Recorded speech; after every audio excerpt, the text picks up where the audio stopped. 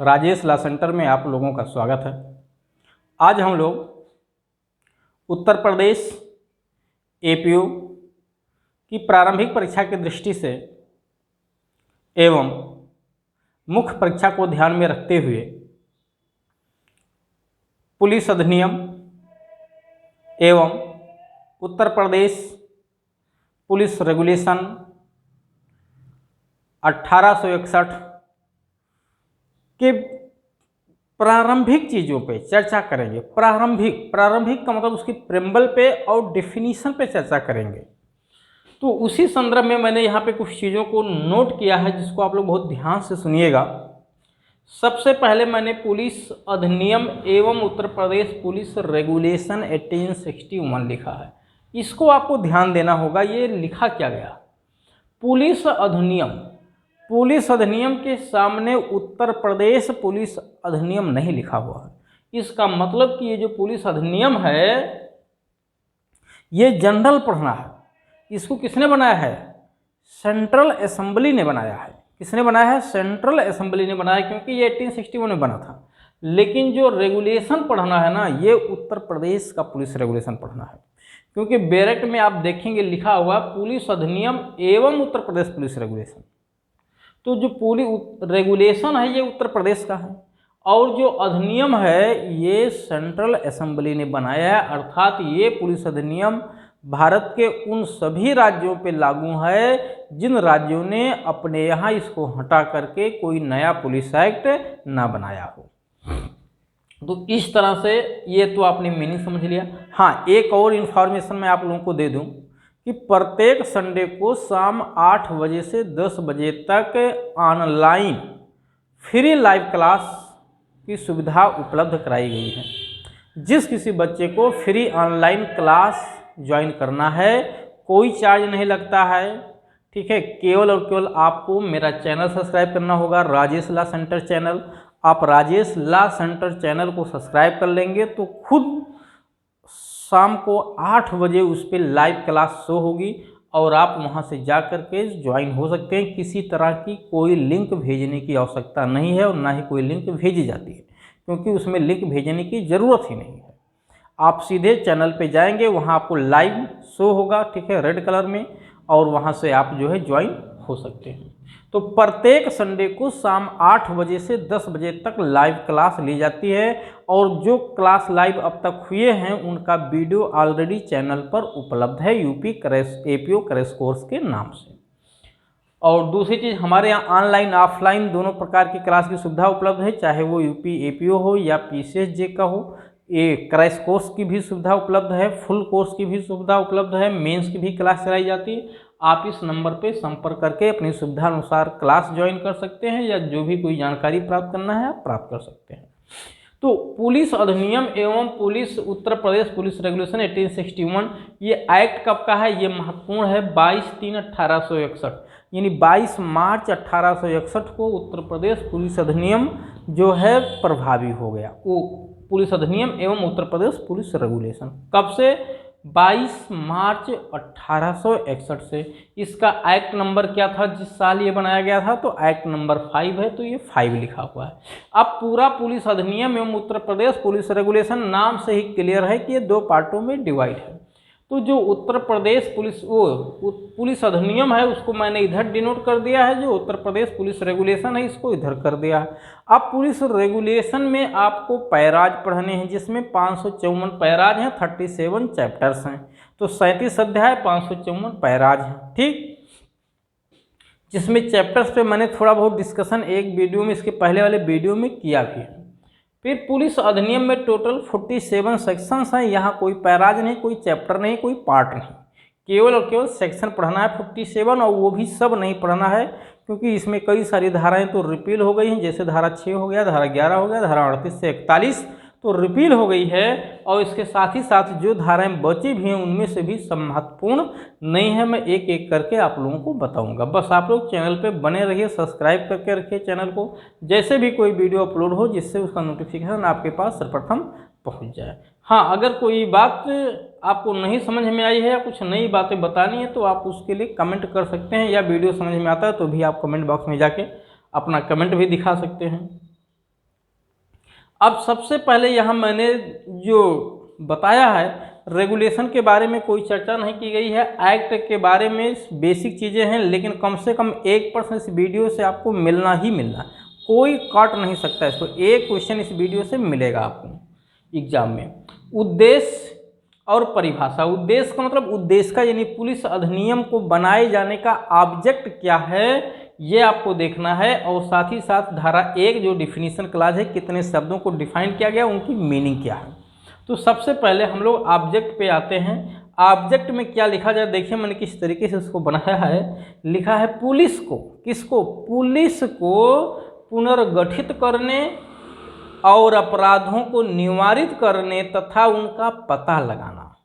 ठीक है, यानी ये 3 पर्पज, यानी पुलिस को क्या करना है, पुनर्गठित करने के लिए, ठीक है, अपराधों को निवारित करने तथा उसका पता लगाने के लिए उसे अधिक से अधिक दक्ष बनाना। क्या करना है, पुलिस को दक्ष बनाना, किस लिए, पुलिस को पुनर्गठित करने, अपराधों को निवारित करने तथा उनका पता लगाने के लिए, जिससे जल्द से जल्द उसमें न्याय मिल सके, पीड़ित को न्याय दिलाया जा सके, अपराध को होने से रोका जा सके। तो पुनर्गठित करने और अपराधों को निवारित करने तथा उनका पता लगाने के लिए पुलिस को क्या किया जाए, अधिक से अधिक दक्ष बनाया जाए, यही इस अधिनियम के बनाए जाने का मकसद है। चलिए, ये तो आपने देख लिया ऑब्जेक्ट। ठीक, इसी तरह से आप देखेंगे आईपीसी में भी ऑब्जेक्ट है, सीआरपीसी में भी ऑब्जेक्ट है, और भारतीय साक्ष्य अधिनियम में भी इसके ऑब्जेक्ट यानी प्रेम्बल की बात की गई है। जो भारतीय साक्ष्य अधिनियम का प्रेम्बल है वो अक्सर कई बार एग्जाम में पूछा गया है, और आईपीसी का जो प्रेम्बल है, ठीक है, वो आपसे इंटरव्यू में पूछा जा सकता है, क्योंकि आईपीसी के प्रेम्बल में साफ साफ लिखा हुआ है कि भारत के लिए एक साधारण दंड संहिता का उपबंध किया जाना समीचीन है। किस प्रकार की दंड संहिता, एक साधारण दंड संहिता का उपबंध किया जाना समीचीन है। तो प्रश्न ये है कि क्या साधारण दंड संहिता आईपीसी है रियल में, अगर है तो वो फीचर कौन कौन से आईपीसी में है जो ये दर्शित करते हैं कि आईपीसी एक साधारण दंड संहिता है, ना कि विशेष दंड संहिता। तो आईपीसी एक विशेष दंड संहिता से किस प्रकार भिन्न है, ठीक है, ये तो आपको बताना पड़ेगा। ये आपसे प्रश्न इंटरव्यू में पूछा जा सकता है, प्री में भी पूछा सकता है कि भारतीय दंड संहिता है एक साधारण दंड संहिता, विशेष दंड संहिता, स्थानीय दंड संहिता, उपरोक्त सभी। ठीक, दूसरा प्रश्न यहाँ पे ये है, तो आपको इसका उत्तर करना होगा। आप इंडियन एविडेंस एक्ट देखेंगे तो उसका भी प्रेम्बल आपकी परीक्षा की दृष्टि से काफ़ी महत्वपूर्ण है। वहाँ लिखा हुआ है कि भारतीय साक्ष्य अधिनियम के बनाए जाने का जो ऑब्जेक्ट है वो ये है कि साक्ष्य से संबंधित समस्त विधियों को, क्योंकि एविडेंस से पहले भी तो साक्ष्य की बात होती रही होगी, किसी मामले में जब आरोप किसी पे लगता रहा होगा तो वो सही है या गलत, तो लिखा हुआ है कि साक्ष्य से संबंधित समस्त विधियों को। इसका मतलब क्या था कि साक्ष्य से संबंधित समस्त विधियां इधर उधर बिखरी पड़ी हुई थी, तो साक्ष्य से संबंधित समस्त विधियों को समेकित करना यानी इकट्ठा करना, एक जगह लिख करके उसको कोडिफाइड करना। तो साक्ष्य से संबंधित समस्त विधियों को जो बिखरी पड़ी हुई हैं समेकित करना, उन्हें संशोधित करना, और संशोधित करने का मतलब उसको अपडेट करना और उसे परिभाषित करना ही साक्ष्य विधि का ऑब्जेक्ट है। तो 3 ऑब्जेक्ट हैं, साक्ष्य से संबंधित समस्त विधियों को समेकित, संशोधित और परिभाषित। ये 3 ऑब्जेक्ट उसके काफ़ी महत्वपूर्ण है। सीआरपीसी का ऑब्जेक्ट पूछा नहीं जाता है। तो चलिए, इसी तरह से आपका भारतीय संविधान का प्रेम्बल, वो भी एक ऑब्जेक्ट है संविधान का, बहुत महत्वपूर्ण ऑब्जेक्ट है। ठीक, खैर अब यहाँ पे उसको बताना कोई बहुत ज़्यादा रेलिवेंसी नहीं है। फिलहाल आप लोग हमेशा याद रखिएगा, आप लॉ के स्टूडेंट हैं तो प्रेम्बल तो आपको सोते जागते रोते हंसते गाते हमेशा पता होना चाहिए। अगर किसी ने आपसे प्रेम्बल पूछ लिया और आप उत्तर नहीं दे पाए तो समझ लीजिए कि मान लेगा कि आप किसी काम के नहीं हैं। अब डिफिनीशन पे हम लोग चलते हैं। डिफिनीशन में टोटल 11 शब्द डिफाइन है, ध्यान रखिएगा।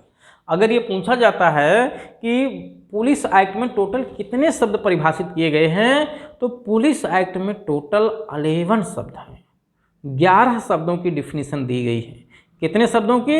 11 शब्दों की डिफिनेशन दी गई है। कहाँ पे? धारा 1 में दी गई है। इस 11 शब्दों में से 10 शब्द तो मूल थे जिस समय आईपीसी बनाई गई है 1861 में, लेकिन एक शब्द इसमें बाद में जोड़ा गया है। वो क्या है और कब जोड़ा गया है, बहुत महत्वपूर्ण पॉइंट है। दूसरा, वो 10 क्या हैं, उनके मीनिंग्स क्या हैं। और सबसे महत्वपूर्ण एवं अच्छी खुशखबरी आपके लिए ये है कि इनकी कोई नंबरिंग नहीं है, कोई नंबर नहीं दिया गया है, कोई धारा या कोई क्लॉज नहीं लिखा हुआ, सीधे धारा 1 और उसके बाद बस सब 1 बाई 1 करके लिख दिया गया। तो एक बड़ी अच्छी और आप लोगों के लिए बड़ी खुशखबरी की बात है कि आपको थोड़ा मेहनत कम करना पड़ेगा। सेम ऐसे ही जैसे इंडियन एविडेंस एक्ट में भी है, वहाँ भी धारा 3 में डिफिनेशन दिया गया है लेकिन कोई क्लॉज नहीं लिखा गया। जबकि सीआरपीसी में देखिए टोटल 27 शब्दों को रखा गया अलग से, ये 26 शब्दों को रखा गया क्योंकि मूल 25 थे, एक बाद में 2 बाका जोड़ा गया, पीड़ित शब्द जोड़ दिया गया तो टोटल 26 शब्द हो गए वहाँ पे। लेकिन अब वो हर एक क्लॉज आपको याद करना होगा। आईपीसी वहाँ भी हर सेक्शन आपको याद करना होगा। तो जहाँ विद क्लॉज या सेक्शन होते हैं वो थोड़ा सा आपके लिए महत्वपूर्ण हो जाते हैं, वो थोड़ा सा आपके लिए मुश्किल काम होते हैं, और जहाँ कोई क्लॉज या सेक्शन नहीं होता वो आसान होता है। खैर चलिए, तो टोटल आईपीसी में वो पुलिस अधिनियम में कितने शब्द डिफाइन किए गए? पुलिस अधिनियम में शब्दों की डिफिनेशन है, पुलिस रेगुलेशन में नहीं है, ध्यान दीजिएगा। पुलिस रेगुलेशन में कोई शब्द नहीं डिफाइन है, एक्ट में डिफाइन है। कितने शब्द? 11। मूल कितने थे? 10। बाद में कौन जोड़ा गया है? बाद में जोड़ा गया है नागरिक उड्डयन कार्मिक पुलिस बल। कब जोड़ा गया है ये? 10 अगस्त 2001। यहाँ मैंने डेट लिखा हुआ देखिए, 10 अगस्त 2001 से ये जोड़ा गया है। बहुत महत्वपूर्ण है, नागरिक उड्डयन कार्मिक पुलिस बल, बहुत महत्वपूर्ण। सेम ऐसे ही मूल कर्तव्य भी संविधान में 10 थे, बाद में 11वां जोड़ा गया। ये क्या हर जगह 11 ही जोड़ा जाता है? मूल 10 ही बनाए जाते हैं। फिलहाल चलिए, एक रेलिवेंसी है यहाँ पे कि यहाँ पे डिफिनेशन 11 है, वहाँ मूल कर्तव्य हमारे 11 हैं। 11वां मूल कर्तव्य कब जोड़ा गया है? तो 86वां संविधान संशोधन 2002 से जोड़ा गया है। क्या है वो? 51A है। उसमें क्या जोड़ा गया? माता पिता का ये कर्तव्य है, गार्जियन का ये कर्तव्य है कि वो अपने 6 से 14 वर्ष तक की आयु के बच्चों को सरकारी स्कूलों में बर्बाद होने के लिए भेज दें, नहीं, पढ़ने के लिए भेजें।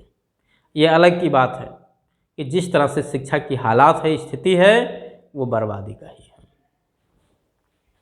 फिलहाल आगे चलते हैं। 10 शब्दों को डिफिनेशन दी गई है। कहाँ पे? आईपीसी में, वो पुलिस एक्ट में 10 शब्दों की डिफिनेशन की गई। कुछ शब्द तो यहाँ ऐसे हैं जो आईपीसी या सीआरपीसी या इंडियन एविडेंस एक्ट से मैच खाते हैं, मैं उसकी भी तुलना करता रहूँगा। ये 10 शब्द हैं क्या? 10 शब्द में सबसे पहले जिला मजिस्ट्रेट की परिभाषा दी गई। किसकी? जिला मजिस्ट्रेट को डिफाइन किया गया। जिला मजिस्ट्रेट की डिफिनेशन दी गई, मजिस्ट्रेट की डिफिनेशन दी गई, फिर जिला की डिफिनेशन दी गई, एसपी की डिफिनेशन दी गई, पुलिस की डिफिनेशन दी गई, संपत्ति की डिफिनेशन दी गई, व्यक्ति की डिफिनेशन दी गई, वर्ष की डिफिनेशन, मास की डिफिनेशन दी गई, और व्यक्ति के साथ साथ ढोर की डिफिनेशन दी गई, और लास्ट में नागरिक उड्डयन कार्मिक की डिफिनेशन दी गई। ये देखिए मैंने एक एक करके लिखा है। जिला का मजिस्ट्रेट की डिफिनेशन है, मजिस्ट्रेट भी डिफाइन है, जिला का मजिस्ट्रेट भी डिफाइन है, मजिस्ट्रेट भी डिफाइन है, पुलिस भी डिफाइन है, पुलिस जिला भी डिफाइन है, जिला अधीक्षक भी डिफाइन है, एसपी, संपत्ति डिफाइन है, व्यक्ति डिफाइन है, मास डिफाइन है, ढोर डिफाइन है, और लास्ट में अधीनस्थ पंक्ति के पत्र निर्देश शब्द भी है, और लास्ट जो है वो नागरिक उड्डयन कार्मिक पुलिस बल की बात की गई है। तो इस तरह से टोटल कितने हो गए? 11 हो गए। ठीक, अब एक एक पे हम लोग चर्चा करते हैं। जिला का मजिस्ट्रेट, जिला का मजिस्ट्रेट ना तो आईपीसी में, ना सीआरपीसी में, ना ही इंडियन एविडेंस में डिफाइन है। यहाँ जिला का मजिस्ट्रेट का मतलब है कि जिले में जो कार्यपालिकीय प्रशासन का प्रमुख होता है, ठीक है, जिले के कार्यपालिकीय प्रशासन का प्रमुख होता है, जिसको मजिस्ट्रेट की शक्तियाँ प्राप्त होती हैं, वो क्या है? वो जिला मजिस्ट्रेट है। तो आपको याद कर रखना है, जिला मजिस्ट्रेट मतलब जिस पे कार्यपालिकी, जिले के कार्यपालिकीय प्रशासन का प्रमुख हो, वो जिला मजिस्ट्रेट है। पुलिस रेगुलेशन में इससे संबंधित जो महत्वपूर्ण पैरा है जिसमें जिला मजिस्ट्रेट का उल्लेख किया गया है, वो पैरा 6 है। यद्यपि पैरा 6 के बाद 7, 8, 9, 10, 11 जिला मजिस्ट्रेट से ही जुड़ा हुआ है, लेकिन 6 मेन पैरा है। उसके बाद मजिस्ट्रेट शब्द डिफाइन किया गया, कहा गया मजिस्ट्रेट शब्द के अंतर्गत ऐसा जिले का ऐसा व्यक्ति आता है, ठीक है, जिले का ऐसा कोई भी व्यक्ति आता है, जो पुलिस जिले का ऐसा कोई व्यक्ति आता है जिसे मजिस्ट्रेट की सभी या किन्हीं शक्तियों का प्रयोग करने के लिए सशक्त किया गया, कभी किन्हीं या सभी शक्तियों का प्रयोग करने के लिए सशक्त किया गया है, वो मजिस्ट्रेट है। तीसरा डेफिनेशन है पुलिस। पुलिस की डेफिनेशन बहुत महत्वपूर्ण यहाँ पे है, लिखा गया जिसे इस अधिनियम के अधीन भर्ती किया गया हो, यानी ऐसा व्यक्ति जिसे इस अधिनियम के अधीन भर्ती किया गया हो उसे पुलिस कहा जाएगा। अब प्रश्न यह है कि इस अधिनियम में भर्ती का, अब भर्ती के साथ रीततः भर्ती क्या, जिसे इस अधिनियम में रीततः भर्ती किया गया हो पुलिस के रूप में, वो पुलिस कहलाएगा। तो भर्ती कहाँ किया जाता है? धारा 2, भर्ती धारा 2 में किया जाता है, ध्यान रखिएगा। पुलिस के रूप में भर्ती धारा 2 में किया जाता है, बहुत महत्वपूर्ण धारा है, मैं आगे चल के बताऊंगा। 2 में भर्ती किया जाता है, 8 में सर्टिफिकेट दिया जाता है, 9 में जब वो पुलिस बल नहीं रह जाता है तो 8(2) में सर्टिफिकेट वापस करना होता है, और जब कोई व्यक्ति पुलिस अधिकारी बनता है तो वो कोई भिन्न कार्य डीजीपी या आईजी की सहमति के बिना नहीं कर सकता, धारा 10 लागू होता है। अगर वो व्यक्ति सर्टिफिकेट वापस नहीं करता है, ठीक है, या बिना परमिशन के अपने पद से हट जाता है तो धारा 28 में पनिशमेंट की बात की गई है। कहाँ पे? धारा 28 में पनिशमेंट की बात की गई है। और पुलिस अधिकारी से भिन्न व्यक्ति जो कर्तव्य है पुलिस अधिकारी के रूप में, उससे भिन्न कोई कर्तव्य करता है जिसमें उसको डीजीपी आईजी का परमिशन नहीं मिला हुआ है धारा 10 में, तो धारा 9 में उसको पनिश किया जाता है। खैर चलिए धारा 4 पे चलते हैं। पुलिस जिला। पुलिस जिला का मतलब यहाँ पे है कि एक एक्सप्लेनेशन है कि जो प्रेसिडेंसी क्षेत्र थे, 3 प्रेसिडेंसी क्षेत्र बनाए गए थे, दिल्ली, मुंबई, कलकत्ता। तो मुंबई, कलकत्ता, मद्रास, मुंबई, कलकत्ता, मद्रास, ये तीनों जो प्रेसिडेंसी क्षेत्र हैं या उनका कोई भाग भी जिला पुलिस के अंतर्गत ही आता है, मतलब उसके लिए कोई अलग से जिला की व्यवस्था नहीं की गई, वो पार्ट भी जिला पुलिस में ही शामिल है, पुलिस जिले में ही। आगे 5वां डिफरेंस है जिला अधीक्षक। बहुत महत्वपूर्ण डिफरेंस है, इसमें 2 शब्द लिखे हुए हैं, ठीक है, अधीक्षक एवं जिला पुलिस अधीक्षक। भाई चाहे अधीक्षक भी एसपी को ही कहते हैं, जिला पुलिस अधीक्षक भी एसपी को ही कहते हैं। हाँ, हिंदी में अगर आप इंग्लिश में नाम देखेंगे तो थोड़ा सा बदल जाएगा, जैसे एसपी लिखा हुआ है, पुलिस अधीक्षक, ठीक है, तो पुलिस अधीक्षक मतलब एसपी पुलिस अधीक्षक। और अगर कहीं लिखा है जिला पुलिस अधीक्षक, जिला का मतलब इंग्लिश में क्या कहेंगे? डीओ, ठीक है, तो डिप्टी वो डीओ हो गया जिला, और फिर पुलिस, और फिर अधीक्षक एसपी, तो डीपीएस, ठीक है, डीपीएस भी जिला पुलिस अधीक्षक, ठीक है, जिला पुलिस अधिकारी डीपीओ भी बोल सकते हैं। तो जिला पुलिस अधिकारी का मतलब यहाँ पे अधिकारी सब ठीक नहीं है, जिला पुलिस अधीक्षक, ठीक है, ये नाम चाहे आप जिला पुलिस अधीक्षक कहिए या पुलिस अधीक्षक कहिए, बात एक ही है। जिला पुलिस अधीक्षक में 5 लोग शामिल हैं, ध्यान दीजिए कितने, 5 लोगों को एसपी कहा जाता है। कहीं भी अगर इस अधिनियम में एसपी शब्द का यूज किया गया है पुलिस अधीक्षक का, तो उसमें ये 5 लोग इंक्लूड होते हैं। कौन कौन से? जिला पुलिस अधीक्षक, संयुक्त जिला पुलिस अधीक्षक, अपर जिला पुलिस अधीक्षक, सहायक पुलिस अधीक्षक, और राज्य सरकार जिस किसी व्यक्ति को साधारण या विशेष आदेश से पुलिस अधीक्षक के कर्तव्यों का निर्वहन करने के लिए नियुक्त किया हो, वो भी एसपी कहलाएगा। कर्तव्यों का निर्वहन करने के लिए, ध्यान दीजिएगा, शक्तियों का प्रयोग करने के लिए नहीं, कर्तव्यों का निर्वहन करने के लिए जिसे एसपी ने नियुक्त किया हो, राज्य सरकार ने साधारण या विशेष आदेश से नियुक्त किया हो, वो भी एसपी कहलाएगा। तो कितने लोग हो गए? पुलिस अधीक्षक, अपर पुलिस अधीक्षक, सहायक पुलिस अधीक्षक, अतिरिक्त पुलिस अधीक्षक, और जिस किसी व्यक्ति को जिला पुलिस अधीक्षक के रूप में को कर्तव्यों का निर्वहन करने के लिए नियुक्त किया गया हो, वो भी एसपी कहलाता है। तो इसी को एसपी भी कहते हैं, इसी को कप्तान भी कहते हैं, इसी को जिला पुलिस अधीक्षक भी कहते हैं, ठीक है। जिला पुलिस अधीक्षक के बारे में प्रावधान पैरा 12 में किया गया है। कहाँ? पैरा 12 में किया गया है कि ये जिले के पुलिस विभाग का अध्यक्ष होता है, जबकि जो जिला का मजिस्ट्रेट है ये आपराधिक प्रशासन का प्रमुख होता है। उसको अगर कहीं पूछा है कि जिला पुलिस अधीक्षक के अंतर्गत आता है और उसमें लिखा है जिला पुलिस अधीक्षक, अतिरिक्त पुलिस अधीक्षक, ज्वाइंट पुलिस अधीक्षक, सहायक पुलिस अधीक्षक, तो उपरोक्त सभी पे टिक कर दीजिएगा। अगला है संपत्ति शब्द की डिफिनीशन दी गई है। संपत्ति शब्द की डिफिनीशन पुलिस एक्ट में भी दिया गया है, धारा 22 में 22 में संपत्ति शब्द की डिफिनीशन दी गई है, और वहाँ संपत्ति शब्द के अंतर्गत केवल चल मूर्त संपत्ति की बात की गई है। केवल मूवेबल इंटेंजिबल प्रॉपर्टी, ठीक है, टेंजिबल प्रॉपर्टी की बात की, चल मूर्त संपत्ति की बात की गई है, अचल संपत्ति बाहर है। यहाँ भी संपत्ति शब्द में लिखा हुआ है चल संपत्ति, कोई धन या मूल्यवान प्रतिभूति। क्या? कोई धन या मूल्यवान प्रतिभूति भी चल संपत्ति में शामिल। तो चल संपत्ति में चल संपत्ति, कोई धन या मूल्यवान प्रतिभूति शामिल है। इन अचल संपत्ति को यहाँ भी संपत्ति की श्रेणी से एक तरह से लगभग बाहर किया गया है। तो आपको याद रखना है संपत्ति में क्या है, कोई धन, कोई मूल्यवान प्रतिभूति या कोई चल संपत्ति। मूल्यवान प्रतिभूति आप देखेंगे आईपीसी की धारा 30 में डिफाइन किया गया। मूल्यवान प्रतिभूति की डिफिनेशन कहाँ है? आईपीसी की धारा 30 में डिफाइन किया गया है। व्यक्ति शब्द देखिए, व्यक्ति शब्द भी यहाँ डिफाइन है, आईपीसी में भी डिफाइन है, एविडेंस में नहीं डिफाइन है, सीआरपीसी में नहीं डिफाइन है। आईपीसी में कहाँ डिफाइन है पर्सन शब्द? आईपीसी में कहाँ डिफाइन है?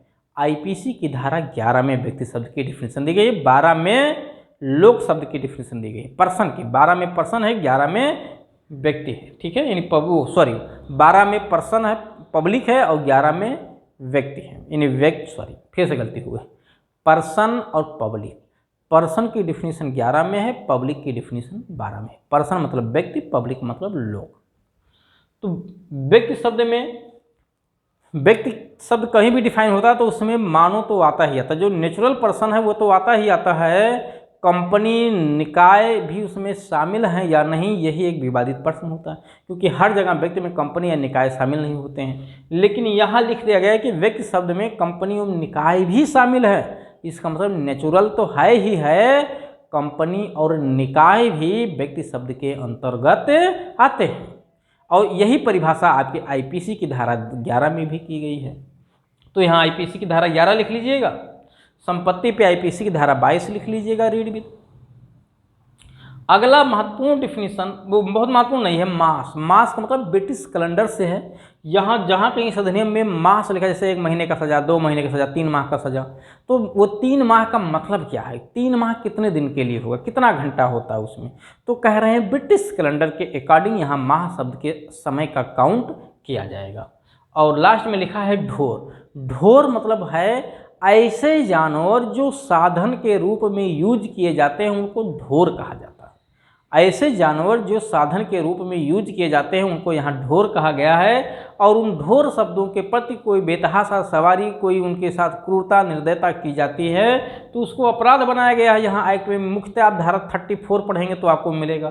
तो ढोर शब्द में आता कौन कौन सा जानवर है ये डिफिनीशन में लिख दिया गया है, एक लंबी डिफिनीशन दी गई है। ढोर शब्द में आप देखेंगे तो जो सबसे बड़े ढोर में से इन्होंने लिखा कि सभी सींग वाले जानवर, सभी सींग वाले जो ढोर हैं वो सब आते हैं, यानी ऐसा ढोर जिसके पास सींग है, तो सींग वाले सभी जानवर यहाँ ढोर में शामिल हैं, ये आप ध्यान रखिएगा। सींग वाले सभी जानवर जो ढोर की श्रेणी में आते हैं वो ढोर हैं। लेकिन अब यहाँ जैसे गैंडा सींग होता है, लेकिन क्या गैंडा ढोर है? नहीं, ठीक है, गैंडा ढोर नहीं है, क्योंकि उस पर साधन के रूप में उसे नहीं यूज कर सकते। तो सींग वाले सभी ढोर, ठीक, यानी जिन ढोरों के पास सींग है वो सब इंक्लूड हैं। इसके अलावा लिखा हुआ है हाथी, सबसे बड़ा जानवर हाथी। हाथी के बाद छोटा क्या होता है? ऊंट, उसके बाद घोड़ा, उसके बाद गधा, उसके बाद खच्चर। तो हाथी, ऊंट, घोड़ा, गधा, खच्चर, और उसके बाद फिर लिखा है भेड़, बकरी, सूअर। कौन? भेड़, बकरी, सूअर। तो सबसे पहले हाथी, ऊंट, घोड़ा, गधा, खच्चर, भेड़, बकरी, सूअर। कितने लोग हो गए? 8। भेड़, बकरी और सूअर, इनको सबको क्या माना गया है? ढोर माना गया है। जबकि कुछ के पास सींग नहीं है फिर भी उनको ढोर माना गया है, क्योंकि वो ढोर का मतलब ही यहाँ पे है कि ऐसे जानवर जो साधन के रूप में यूज किए जाते हैं, चाहे व्यक्ति बैठ के जाए या उन पर सामान लोड किया जाए। हाँ, अब आप कहेंगे साहब यहाँ बकरी कहाँ से आएगी? अरे बकरी आपके उत्तर प्रदेश की बात मैं थोड़ा ना कर रहा हूँ, एक्ट लिखा हुआ है ना।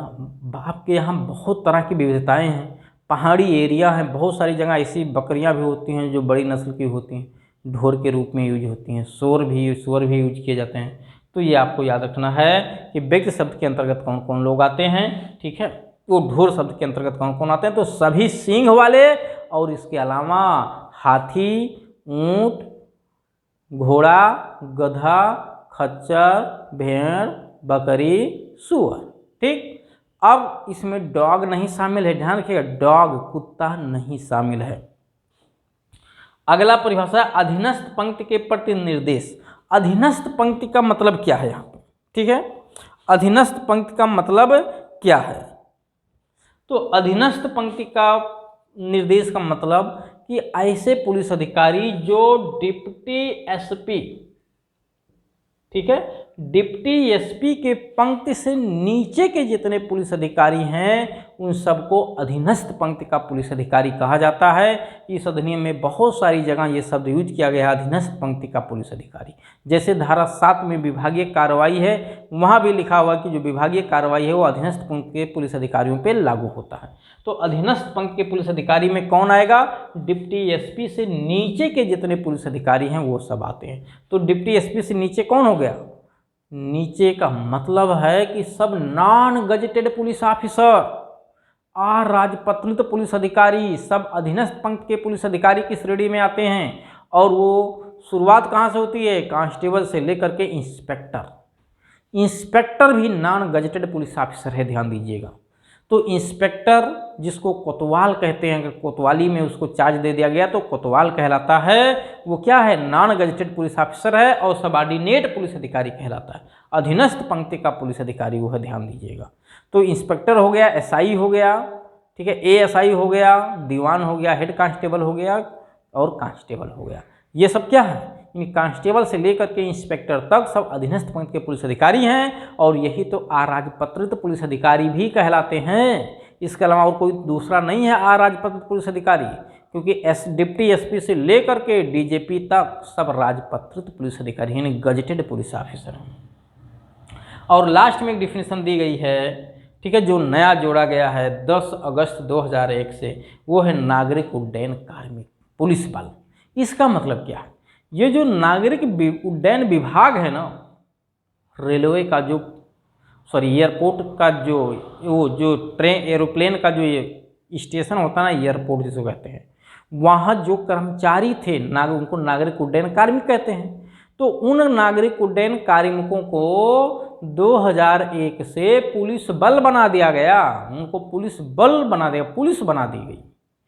तो यही यहाँ लिखा कि नागरिक उड्डयन कार्मिक का मतलब क्या है? तो लिखा है कि जिसे 10 अगस्त 2001 के पूर्व नागरिक उड्डयन कार्मिक के रूप में समझा जाता था, जिसे अब नागरिक उड्डयन कार्मिक पुलिस बल बना दिया गया। यानी अब उनको क्या पावर दे दी गई? पुलिस की पावर दे दी गई, पुलिस बन गए हैं सब। तो इसके लिए धारा 2 और 2 का और 8 का आपको पढ़ना पड़ता है। कौन कौन सी धारा? 2 का, ठीक है, 2A और 8A। यहाँ क्या 2A में नागरिक उड्डयन कार्मिक की भर्ती की बात की गई है कि जो नागरिक उड्डयन कार्मिक सदस्य पुलिस बल के रूप में बनना चाहते हैं वो तो पुलिस बल हो जाएंगे। जो नहीं बनना चाहते हैं वो नागरिक उड्डयन कार्मिक विभाग का जो डीजीपी है उसको 30 दिन के भीतर, इस डेट से 30 दिन के भीतर लिखित प्रार्थना पत्र दे दें कि अब हम नागरिक उड्डयन कार्मिक पुलिस बल नहीं बनना चाहते हैं। तो उन्हें लास्ट के 3 मास के बराबर के वेतन की प्रतिपूर्ति कर दी जाएगी और वो उसी तारीख से जो है नागरिक उड्डयन कार्मिक के रूप से हट जाएंगे, पद से खत्म हो जाएगा उनका काम। तो और जब कोई नागरिक उड्डयन कार्मिक बनाया जाता है तो उसके काम क्या होंगे, वेतन भत्ते क्या होंगे, ये सब धारा 2 में ही बताया। धारा 2 काफ़ी लंबी धारा है, टोटल 6 उपधाराओं के साथ लिखी गई है। और जब कोई नागरिक उड्डयन कार्मिक पुलिस बल बनता है तो उसको भी एक सर्टिफिकेट दिया जाता है, वो सर्टिफिकेट इसी धारा 8A में दिया जाता है। तो नागरिक उड्डयन कार्मिक के बनाया जाना 2A और सर्टिफिकेट दिया जाना 8A। नागरिक उड्डयन कार्मिक की जो डिफिनीशन है वो धारा 1 में दिया गया है। तो इस तरह से आप लोगों ने देखा, मोटा मोटा सारी डिफिनीशन को मैंने बताया, ठीक है। कोशिश किया आप लोगों को अच्छे से समझाने के लिए। आप लोग बिल्कुल चैनल को देखते रहिए, आपके लिए काफ़ी फ़ायदेमंद वीडियो इस तरह से डाले जाएंगे। अभी पुलिस एक्ट की तो शुरुआत होनी है, आपका एग्ज़ाम, ठीक है, इसी महीने के अगस्त में 21 अगस्त को पेपर होना है। तो तब तक मैं बहुत सारे वीडियो अपलोड कर दूंगा, आप लोगों के लिए काफ़ी फ़ायदेमंद होगा। बस आप लोग देखते रहिए और कमेंट करते रहिए, अपने दोस्तों को भी भेजते रहिए। तो चलिए फिर हम लोग अब मिलेंगे नेक्स्ट वीडियो में।